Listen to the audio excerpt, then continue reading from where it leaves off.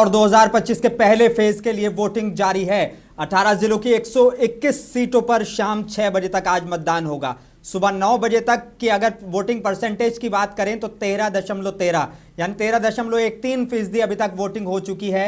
आज की 121 सीटों में 104 सीटों पर सीधा मुकाबला माना जा रहा है, यानी कि 1 to 1 मुकाबला है, जबकि 17 ऐसी सीटें हैं जहां त्रिकोणीय और चतुष्कोणीय भी लड़ाई देखने को मिल रही है। बिहार की 243 सीटों पर 2 फेज में चुनाव हो रहे हैं। 14 नवंबर को नतीजे आएंगे। डिप्टी सीएम विजय सिन्हा के विधानसभा लखीसराय के हलसी प्रखंड के खुडियारी गांव की बूथ संख्या 404, 405 पर बूथ कैप्चरिंग की खबर मिली है। मैं मोनी सनवर और मेरे साथ हैं मेरे साथी anchor Mahira Gauhar. Mahira, booth capturing की खबर बिहार से आ रही है, क्या ये इस तरह की अभी जो इलेक्शन कमीशन की तैयारियों को लेकर हम इन सारी चीजों को समझें, अभी भी अगर इस तरह की खबरें हैं तो क्या इसको संदेश जाएगा?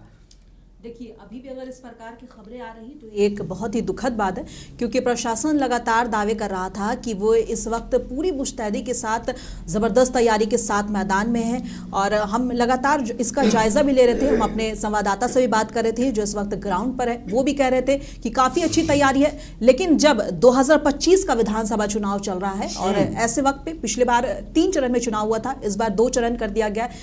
क्योंकि कहा जाता था कि पहले इतने कम समय में बिहार में चुनाव नहीं हो सकता, इसलिए ज्यादा फेजेस होती थी, इस बार कम कर दिया। और ऐसे में भी अगर इस तरह की घटनाएं सामने आ रही तो ये इस वक्त बहुत ही चिंताजनक बात है। बिल्कुल, एसपी अजय कुमार हालांकि दलबल के साथ पहुंचे और उन्होंने कहा कि इस तरह की कोई घटना नहीं हुई है, कोई बूथ कैप्चरिंग नहीं हुई है, और उन्होंने जो है गांव में फ्लैग मार्च किया है जवानों के साथ में। हालांकि एसपी ने इसको लेकर बिल्कुल क्लियर कर दिया। इधर लालू यादव ने कहा है कि तवे पर रोटी पलटनी चाहिए, लेकिन क्या पलटेगी ये तो 14 तारीख को ही पता चलेगा।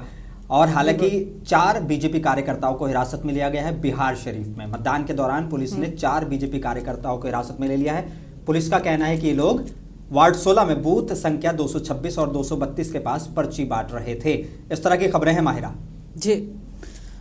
देखिए मोनिस, इस तरह की खबरें लगातार आती रहेंगी और हो सकता है आगे चल के वोट बहिष्कार की खबरें भी आएँ, क्योंकि हमने लोकसभा चुनाव में भी देखा और ऐसा सुनते हैं कि कई गांव ऐसे हैं जो कि अभी तक डेवलप नहीं हो पाए और वो लोग जो है लोकसभा के टाइम पे और विधानसभा के टाइम पे अक्सर वोट बहिष्कार का जो है वो आह्वान करते हैं। अभी भी आज भी ऐसी खबरें आ सकती हैं, लेकिन इस वक्त पर जो बीजेपी का जो ये कदम उठाया गया है, बीजेपी को इसमें लिया गया है। इसके साथ हमारे साथ इस वक्त बीजेपी से ही अल्फान साहब जुड़े हुए हैं। इनसे पूछेंगे कि इस तरह की घटनाएं आ रही हैं कि 4 जो है बीजेपी कार्यकर्ताओं को जो है हिरासत में ले लिया गया, क्या कहेंगे? जहाँ की तरफ बीजेपी दावा जंगल राज पर जो है पूरा वोट चलती है और पूरा वोट लड़ने का दावा करती है, वहीं इस वक्त पर जिस स्टेप पे एनडीए की सरकार कह सकते हैं और ऐसी खबरें बीजेपी की तरफ से सामने आई, क्या कहेंगे आप?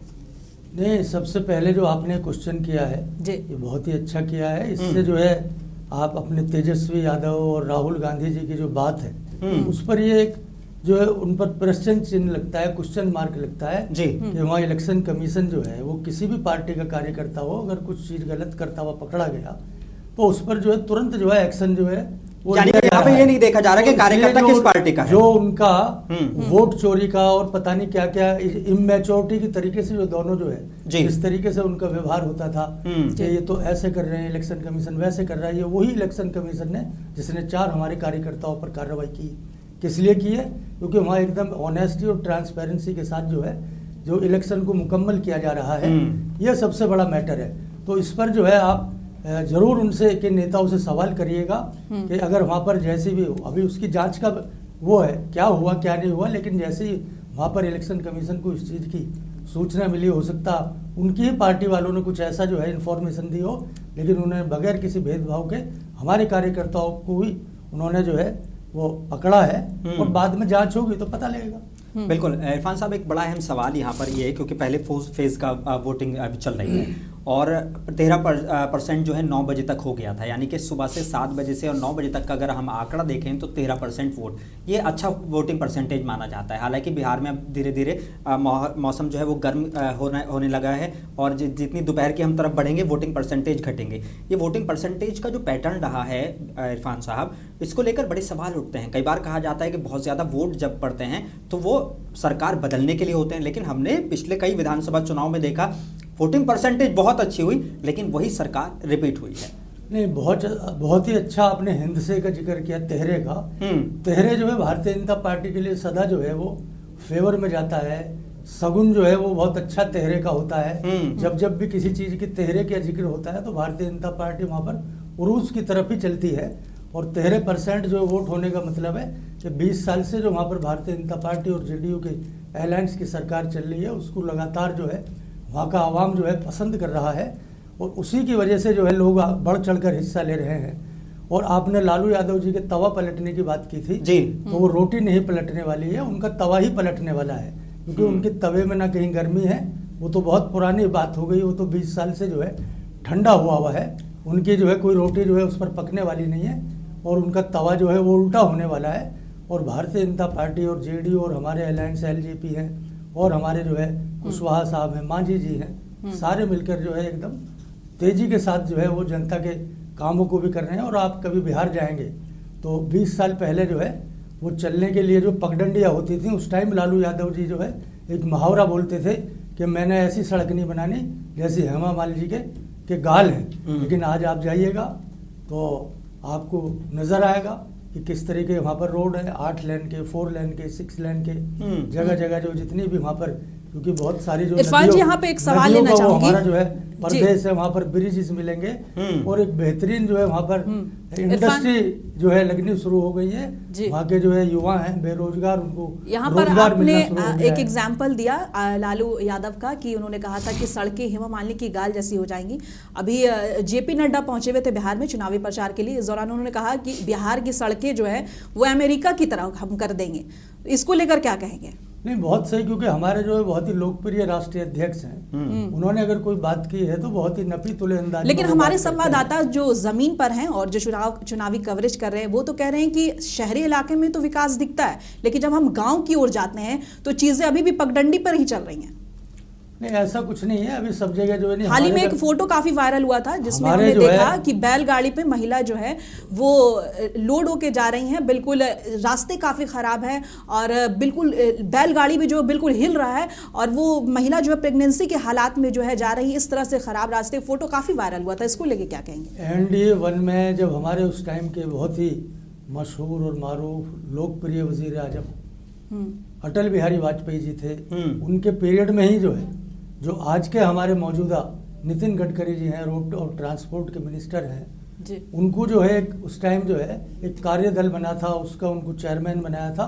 और उस टाइम प्रधानमंत्री जो है ग्रामीण सड़क योजना उस टाइम लागू हुई थी। आप किसी भी उस टाइम की बनी हुई सड़कें आज तक जो है आप जो है छेनी और हथौड़ी से भी नहीं काट सकते, क्योंकि उन्होंने ऐसा मॉडल जो है नितिन जी ने उस टाइम उस सरकार में तैयार किया था।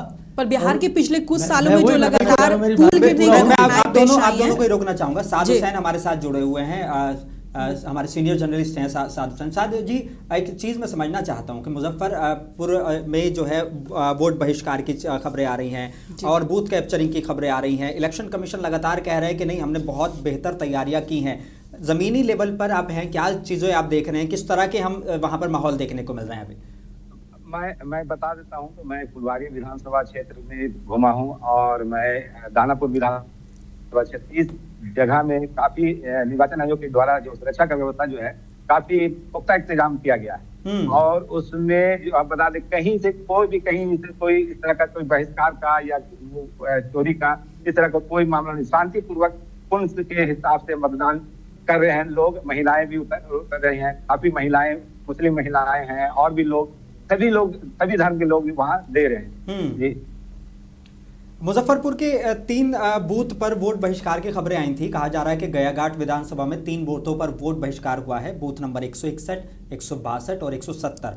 लोगों का आरोप था, अब क्योंकि मैं सवाल इरफान जी आपसे लेना चाहूँगा, ये आरोप वो लगा रहे हैं कि पुल, सड़क निर्माण जो है नहीं हुआ है। हम लगातार नेताओं के पास जा रहे हैं लेकिन फिर भी ये सारी चीज़ें नहीं हुई है, इस वजह से हम वोट बहिष्कार कर रहे हैं। नहीं, बहुत सही आपने अच्छा जो है सवाल पूछा है, क्योंकि 75 साल में से जो है आप लगाइए 55 साल तक जो है जी वो लालू राज, कांग्रेस राज, ये इन दोनों का ही राज रहा। बिल्कुल ठीक। तो उनको किसी ने क्या रोका था वहाँ पर रोड बनाने के लिए, पुल बनाने के लिए? ये तो जो भी वहाँ पर अगर आपको डेवलपमेंट का, तरक्की और तामीर का अगर कोई काम नज़र आता है तो वो इन 20 साल में नज़र आता है। 2005 के बाद से ये सब तरक्की और तामीराती काम की जो शुरुआत हुई है, तो ये हमारे किसी के भी हाथ में कोई अलादीन का चिराग नहीं होता।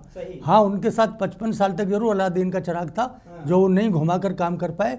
लेकिन हमने 20 साल में सिंसियरिटी के साथ, ईमानदारी के साथ, ऑनेस्टी के साथ, ट्रांसपेरेंसी के साथ जो है वहाँ पर रूल किया है।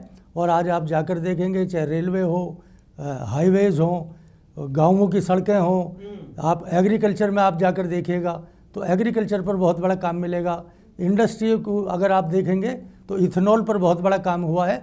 उससे पहले जब हमारे जो है इंडस्ट्री मिनिस्टर शाहनवाज हुसैन साहब थे तो उन्होंने लगातार जो है पूरे हिंदुस्तान में घूम घूम कर जो है वो वहाँ पर इंडस्ट्रीज़ को लगाने के लिए जो है बहुत ही ताकत लगाई थी। चीनी मिलों को लेकर और बड़ा कटाक्ष जी, वो चीनी मिल, वो इथेनॉल वहीं से तो निकलता है ना। लेकिन वो तो कह रहे थे कि प्रधानमंत्री आते हैं, कहते हैं कि अब के बार इसी चीनी मिल की चाय पी कर जाएंगे, लेकिन वो चीनी मिल फिर भी शुरू नहीं हो पाती है।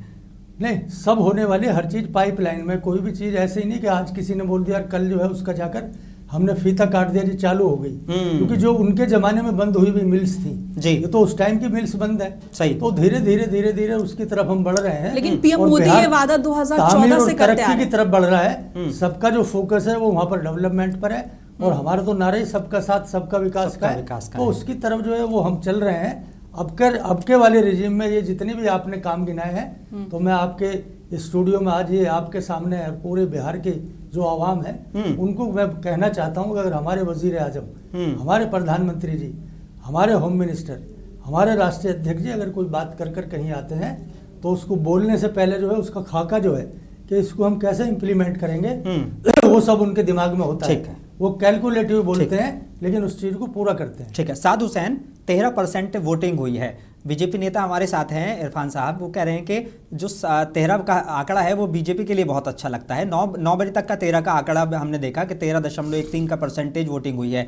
क्या लगता है कि बिहार में इस बार क्या ये जो पिछली बार के आंकड़े थे वो क्रॉस हो जाएंगे? इतनी लोग निकल रहे हैं बाहर, एक महापर्व की तरह इसको मना रहे हैं। जी जी, आपका कहना सही है। ये लोकतंत्र का महापर्व है। इसमें जो मतदाता जो है बहुत काफी वो निकल रहे हैं और यहाँ जो है जिस परसेंटेज की बात हो रही है पिछले चुनाव से इस बार परसेंटेज बढ़ेगी। क्योंकि बढ़ेगी इसलिए कि लोगों को सभी का है कि मतदान करना जरूरी है, पहले मतदान फिर जलपान। ये लोगों का भावना का इसी तरह से निर्वाचन आयोग का भी आदेश था, उस हिसाब से लोग काम कर रहे हैं। और यहाँ पूरी तरह से फुलवारी हो, दानापुर हो, फिर मनेर हो या विक्रम हो, पाली हो, पटना जिला के 14 विधानसभा में बता दूं 14 विधानसभा में सभी जगह जो है शांतिपूर्ण हिसाब से लोग मतदान लोग कर रहे हैं और काफी उत्साह के साथ लोग उसमें चढ़ के हिस्सा ले रहे हैं। सबसे पहले इरफान साहब आपकी तरफ मैं आना चाहता हूं। इस तरह की भी जो खबरें मिल रही हैं, अब इसको लेकर फिर एक इल्ज़ाम लग जाता है। कहा जा रहा है कि जो राघोपुर सीट है वहां पर एक बूथ पर कई सारी ईवीएम खराब हो गई जिसकी वजह से मतदान रोका गया। तो बहुत सारा जो है उन सारे फिर इल्ज़ाम लग जाता है कि ईवीएम उन्हीं सीटों पर क्यों खराब हो रही हैं जहाँ पर जो है मजबूत इंडिया गठबंधन के उम्मीदवार हैं। इस तरह की चीज़ें आती हैं सामने। ये एक ऐसा परसेप्शन जो है ना उसको जो है क्रिएट किया जाता है अपोजिशन की पार्टीज की तरफ से कि कोई भी है, मशीनरी है, टेक्निकल चीज है, कभी भी है, हमारे हाथ में मोबाइल रहता है। अभी कल से मेरा व्हाट्सएप जो है वो उसमें बहुत सारी चीज जो है वो बंद हो गया, फिर दोबारा इंस्टॉल हुआ, फिर उसको रेस्ट्रिक्शन आ गई। तो ये कुछ भी चीज है, ये कोई मैन मेड नहीं है, ये कहीं ना कहीं किसी न किसी टेक्नोलॉजी से जुड़ी है और उसमें कोई ना कोई इफेक्ट हो सकता है। सही। लेकिन हम स्पेसिफिक वो राघोपुर की ही बात करें, हाँ ये गलत है। मतलब वो कहीं और कई जगह की भी ऐसी जो है वहाँ पर जो इन्फॉर्मेशन मिली है, लेकिन हमारा इलेक्शन कमीशन जो है एकदम रैपिड मोड पर रहता है, तुरंत उसका रिप्लेसमेंट होगा और सबको जो है यकीन दिलाकर, विश्वास दिलाकर और दिखाकर ही उसका रिप्लेसमेंट जो है ईवीएम का होता है। तो इनका क्या है, ये तो कहीं ना कहीं कुछ बहाना तलाशते हैं कि क्योंकि वो 100% हारने वाले हैं, अपनी 150 प्लस आने वाली हैं, तो वो इस चीज़ के लिए बहाना बनाएंगे जी हमारी तो ईवीएम खराब हो गई थी। भाई वो एक पोलिंग बूथ का मैटर होगा ना, पूरे बिहार में 121 पे आज जो है इलेक्शन हो रहा है, उस पर तो कहीं एक दो छुटपुट जो है ऐसी चीज़ टेक्निकल चीज़ हो सकती है, तो उसको किसी और परसेप्शन के तहत नहीं देखना चाहिए, एक टेक्निकलिटीज़ के ऊपर देखना चाहिए। ठीक है। फोकस में रहने वाली सीटों पर एक नज़र डाल लेते हैं। साद हुसैन, मैं आपकी तरफ आना चाहूँगा। अलीनगर से सिंगर मैथिली को टिकट दिया गया है, सबसे यंगेस्ट जो है वो उम्मीदवार मानी जा रही हैं। मैथिली के बारे में इस तरह की चीज़ें आ रही हैं। माहिरा, मैथिली को लेकर किस तरह के परसेप्शन हमें देखने को मिले अक्सर जब हम सारी चीज़ों को, फिर साथ साहब से मैं एक सवाल लूँगा इस पर।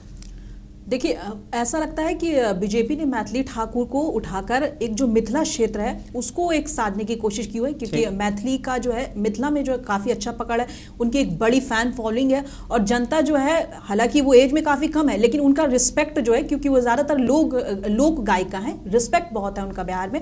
तो अचानक से ये एकाएक बीजेपी का लिया हुआ फैसला है, उन्होंने अचानक से बीजेपी में मैथिली ठाकुर को ज्वाइन करवाया, फिर ठीक उसके अगले दिन जो है उनका टिकट को बांट दिया। हालांकि जनता कह रही है कि मैथिली ठाकुर को जो है टिकट नहीं देना चाहिए था, क्योंकि जो वहां पे पहले से कार्यकर्ता वहां पे से ऑलरेडी मेहनत कर रहे हैं, उनको देना चाहिए था। लेकिन देखिए चुनाव में अक्सर वैसे फेस को उठाया जाता है जिनका अच्छा पकड़ रहा हो, जिनकी अच्छी फैन फॉलोइंग है, जैसे खेसारी लाल यादव को भी देख सकते हैं और जनसुराज में भी प्रशांत किशोर ने भी इसे अपनाने की कोशिश की, उन्होंने भी भोजपुरी स्टार रितेश पांडे को टिकट दिया। तो अक्सर जो है पार्टियां जो है वैसे स्टार्स उतारती हैं जिनके चेहरे पर ही वो अच्छा वोट प्राप्त कर लेती हैं और जीत भी दर्ज करवा लेती हैं। बिल्कुल ठीक है।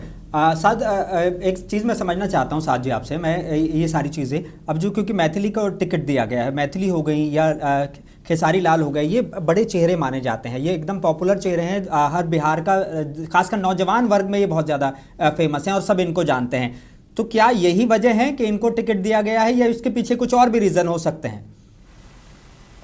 हेलो जी, मैं बता देता हूँ कि खेसारी लाल हो या मित्र ठाकुर जो दिया गया है बिहार से टिकट, इसके पीछे एक तो उनका नेम फेम तो है ही, भोजपुरी में काफी उनका लोकप्रिय है, भोजपुरी में काफी लोकप्रिय है और उनसे जो बिहार के जो लोग हैं काफी उत्साहित रहते हैं।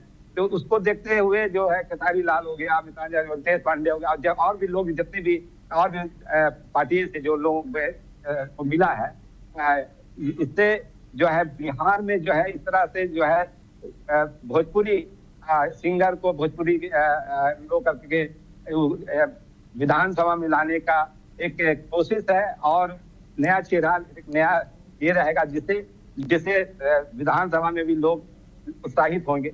जी बिल्कुल ठीक है। इरफान साहब, मैं आपकी तरफ आना चाहूँगा। इरफान जी, एक बड़ा अहम सवाल ये हो जाता है कि जब हम देखते हैं कि ऐसे बाहर के कैंडिडेट, बाहरी का अक्सर मुद्दा उठता रहता है और किसी भी एक ऐसे उम्मीदवार को लाया जाता है जो पहले से पार्टी का कार्यकर्ता नहीं है और उसको एकदम से टिकट दे दिया जाता है। मैं किसी भी पार्टी का, मैं बीजेपी का जिक्र नहीं कर रहा हूँ, मैं सब पार्टी को लेकर जिक्र कर रहा हूँ। तो क्या इससे जो ज़मीनी लेवल पर का कार्यकर्ता है उसकी मानसिकता पर असर नहीं पड़ता है? देखिए, हर पार्टी का जो फार्मूला होता है, और हम तो स्पेशली अपने भारतीय जनता पार्टी की बात करता हूँ जी, कि सिर्फ और सिर्फ अगर कोई फार्मूला चलता है तो विनेबिलिटी का चलता है।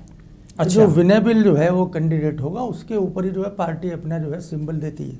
हाँ। और जो अभी मैथिली की बात करी आपने, तो मैथिली जो है वहाँ की पूरे बिहार की बहुत ही एक हमारी पॉपुलर स्टार है और हर घर में जो है ना उसके फैन फॉलोइंग है।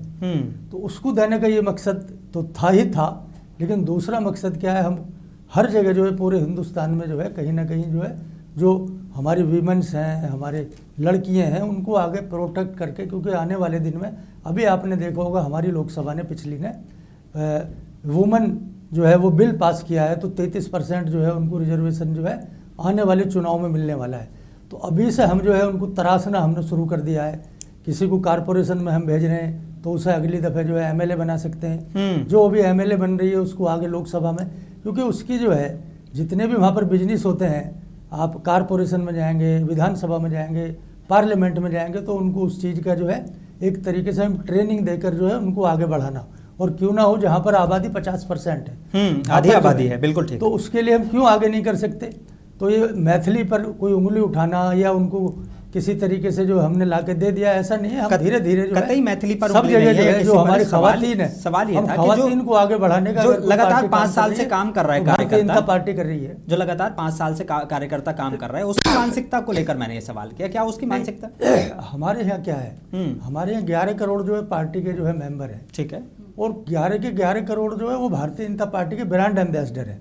वो कोई भी आदमी जो टिकट के लिए हमारी पार्टी में काम नहीं करता, वो अवाम की खिदमत के लिए जो है वो पार्टी में आता है, और 24 घंटे × 7 जो है उसकी जो है आप देखेंगे तो आप पोलिंग बूथ पर आप जाकर देखेंगे तो हमारा हर जो है वर्कर वो जाकर पोलिंग बूथ पर हमारी सरकार ने क्या काम किया, किसी की कोई प्रॉब्लम है, किसी की कोई समस्या है, तो एक हमारे यहाँ पन्ना प्रमुख होता है, एक पन्ने पर जो है 50 जो है वोटर होते हैं, और 50 वोटर होने का मतलब हो गया 10 घर। तो हम एक कार्यकर्ता जो है हमारा, जो हमारा पार्टी का ब्रांड एम्बेसडर है, उसकी रखवाली जो है 10 आदमियों 10 घरों की करने की होती है।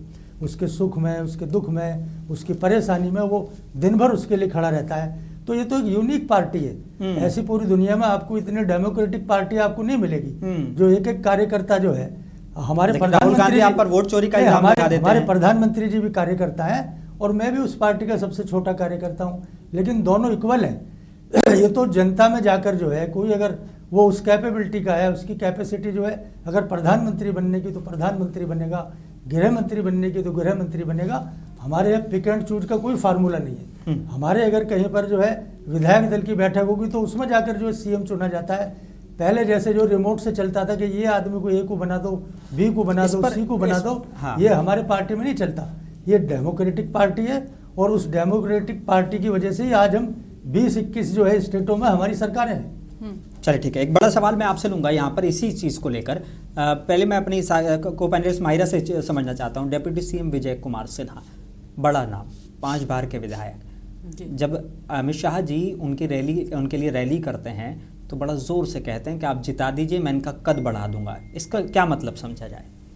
देखिए, इसका मतलब ये समझा जा सकता है कि हाल ही में अमित शाह ने बिहार चुनाव से कुछ ही दिन पहले एक इंटरव्यू भी दिया था। उनमें जब उनसे साफ तौर पर पूछा गया, जब नीतीश कुमार के नेतृत्व के को लेकर बात चल रही थी, उनके मुख्यमंत्री फेस को लेकर बात चल रही थी, उस वक्त जब उनसे पूछा गया कि क्या अगर बिहार में एनडीए की सरकार बनती है तो नीतीश कुमार मुख्यमंत्री फेस होंगे, तो वहां पर अमित शाह ने साफ साफ कहा था कि ये फैसला जो है ये विधायक दल करेंगे, जो विधायक जीत कर आएंगे वो करेंगे।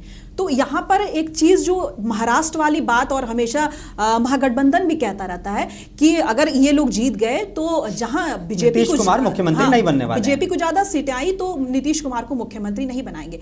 तो यहाँ पर एक बार फिर से अमित शाह का बयान, दूसरी बार एक बयान जब उन्होंने कहा कि विधायक दल फैसला करेगा, और दूसरी बार जब वो कहते हैं कि आपका कद बढ़ा देंगे, तो यहाँ पर चीजें ऐसी लगने लगती कि सच में अगर एनडीए की सरकार आई, बीजेपी को ज्यादा सीटें आई, तो हो सकता है कि मुख्यमंत्री फेस बीजेपी का कोई हो सकता है। बिल्कुल ठीक है। इरफान जी, एक छोटा सा सवाल इसी से रिलेटेड। जिस तरह से माहिरा कह रही हैं कि हम सुनते हैं अमित शाह जी का बयान पहले चुनाव से, वो कहते हैं कि विधायक दल तय करेगा। अभी आप भी कह रहे थे कि विधायक दल हमारे यहाँ तय करता है, ठीक है, दोनों की बातें बिल्कुल सेम है। लेकिन जब रैली करते हैं विजय कुमार सिन्हा के लिए और वो कद बढ़ाने की बात करते हैं, अब कोई शख्स अगर डेप्यूटी सीएम हो तो उसका कद बढ़ाकर जाहिर सी बात है सीएम बनाया जा सकता है, या फिर उसको सेंट्रल में लाकर अहमियत दी जा सकती है। लेकिन क्योंकि वो विधायक के लिए चुनाव लड़ रहे हैं, तो इसको किस तरह से आप देखते हैं? एक चीज और मैं ऐड करूंगी मोनिश, जब प्रधानमंत्री मोदी बिहार आए और उन्होंने पटना में रैली की, तो उनकी रैली के दौरान उनकी जो रथ है उस पर कहीं नीतीश कुमार नहीं दिखे। इस पर काफी ज्यादा सवाल उठे कि आखिर जब एनडीए एक साथ चुनाव लड़ रहा है और पटना में रैली हो रही है और कई सारे विधानसभा को कंप्लीट करने की कोशिश की जा रही है, उसके जरिए पीएम मोदी एक बड़ा संदेश दे रहे हैं, वहां पे नीतीश कुमार गायब है। प्लस उसमें पीएम मोदी का सिर्फ चेहरा दिख रहा है। जब कहा जा रहा है कि नीतीश कुमार और पीएम मोदी दोनों के नेतृत्व में बिहार का चुनाव लड़ा जा रहा है, तो रथ पर सिर्फ पीएम मोदी की फोटो क्यों? छोटा सा जवाब जल्दी से। दोनों बातों का आपको जवाब देता हूँ। ये जैसे अभी हम स्टूडियो में बैठे हैं तो हम तो ये 3 ही आदमी बैठे हैं और सामने हमारे कोई नहीं है, लेकिन जब कभी आप जो 1 लाख की रैली में जो है स्टेज पर खड़े होकर जब स्पीच देंगे तो वहाँ पर अपने आदमी के कद को बढ़ाने का मतलब होता है कि उस जनता में जो है ये संदेश देना कि भाई विजय कुमार सिन्हा जी का जो है हम और कद बढ़ा देंगे, तो उनको एक एड्रेस करने के लिए होता है। आपका उसका मतलब कुछ सीएम से सीएम इस बार आप उसका मतलब कुछ दूसरा निकाल लें और स्टेज पर 1 लाख की रैली को उस टाइम पर संबोधित करने के लिए उस टाइम कुछ दूसरी चीज बताई जाती है। दूसरा, आपने प्रधानमंत्री जी की पटना में जो रैली हुई थी, रोड शो हुआ था, तो उस टाइम पर जब वो रैली में थे तो दोनों साथ थे। उसके बाद में नीतीश जी का अपनी पार्टी के प्रचार के लिए एक अलग शेड्यूल था और हमारे प्रधानमंत्री जी के लिए अलग शेड्यूल था। तो रैली में दोनों जो है साथ भाषण देने के बाद में वो अपने शेड्यूल के हिसाब से किसी दूसरी रैली में चले गए और प्रधानमंत्री जी जो रोड शो के लिए वो निकल गए। ठीक, बिहार की जंग लगातार जारी है। मुंसिफ टीवी से आप जुड़े रहे हैं। इरफान जी आपका शुक्रिया, साद जी आपका भी बहुत शुक्रिया हमारे साथ जुड़ने के लिए, माहिर आपका भी मेरे साथ जुड़ने के लिए। और बिहार की जंग लगातार जारी है, आप जुड़े रहे हैं मुंसिफ टीवी के साथ। फिलहाल के लिए हमें इजाजत दीजिए।